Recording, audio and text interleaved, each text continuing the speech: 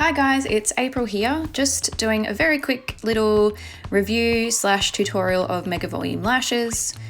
I just wanted to show you the difference between basic 0.03 lashes from one brand versus the Mega Volume 0.03 cashmere lashes from Lashbox LA.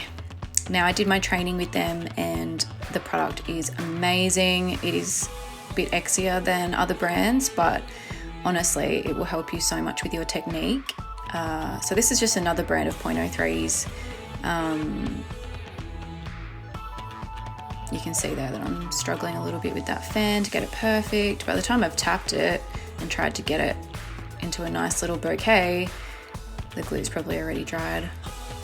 So struggle with that one. So here's the Lashbox LA Cashmere Lashes 0.03 C+. Amazing brand, looks awesome, so many cool products that nobody else has. And I'm just going to show you, I think I've picked up 13s there. I'm just going to show you how easy it is to do a couple techniques. The shimmy technique is basically where you pick up a bunch and you pull them forward slightly, and then you shimmy side to side until it creates that fan in your sweet spot of your tweezers.